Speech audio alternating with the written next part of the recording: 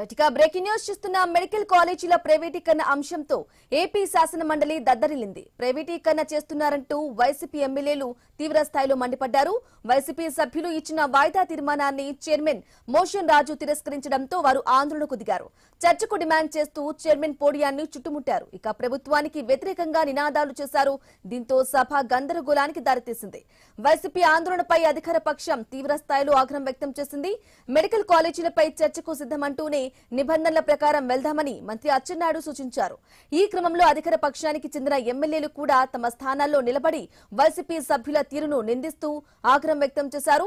సభ్యులు పోడియం ఖాళీ చేయాలని చైర్మన్ పదే పదే చెప్పినా వైసీపీ ఎమ్మెల్సీలు పట్టించుకోలేదు. ఇక దీంతో సభను కాసేపు వాయిదా వేశారు చైర్మన్.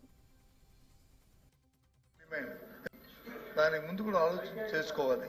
మన సాంప్రదాయాలు, మన కన్వెన్షన్స్ ఏ విధంగా ఉన్నాయి.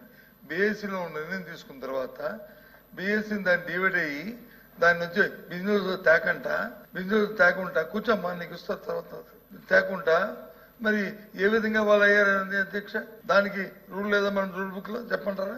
దాన్ని ఏ విధంగా వచ్చారు? అది తప్పు కదా చూసా. అందుకు కాబట్టి దయచేసి ముందు ఏదైతే మా డిమాండ్ ఉందో బీఎస్సీలో ఏదైతే మనం అంగీకరించామో ఆ డిబేట్ ని జరిగి తీరాలి అనేది మా డిమాండ్. ఎందుకంటే ఇది ప్రజల సమస్య, ఇది ప్రజల సమస్య, ఇది యువకులకు రాజకీయమైన సమస్య కాదు.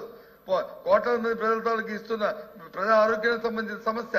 వాళ్ళందరూ ఎంత ఇబ్బంది పడుతున్నారో ఈ సమస్య. కాబట్టి జరగాలి డిబేట్, జరగాలి. మీరు తీసుకున్న నిర్ణయం ప్రజా వ్యతిరేకంగా రద్దవ్వాలి. అప్పుడే ముందుకెళ్తాం. అంతేగాని మాకు ఇంకో దురుద్దేశం లేదు. బిఎస్ లో డిస్కస్ చేశారు.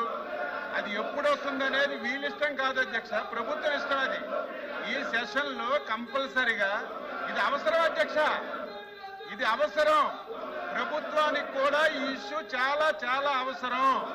మేము తీసుకున్నటువంటి నిర్ణయం ప్రజల శ్రేయస్సు గురించి తీసుకుంటున్నటువంటి నిర్ణయం. అది మొత్తం ఎక్స్ప్లెయిన్ చేస్తాము.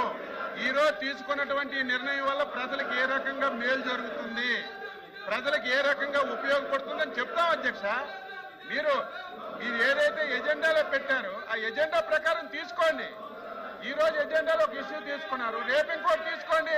ముందు సభ అదుపులో పెట్టండి అధ్యక్ష, సభ అదుపులో పెట్టండి.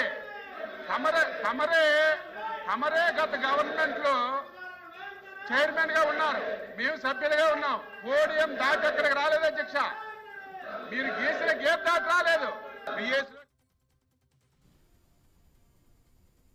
రైట్గా సభ ప్రారంభానికి ముందు వైసీపీ ఎమ్మెల్సీలు నిరసన వ్యక్తం చేశారు. నల్ల కండువాలు ధరించి నిరసన తెలిపారు. ప్రభుత్వానికి వ్యతిరేకంగా ప్లకార్డులు పట్టుకుని నినాదాలు చేశారు.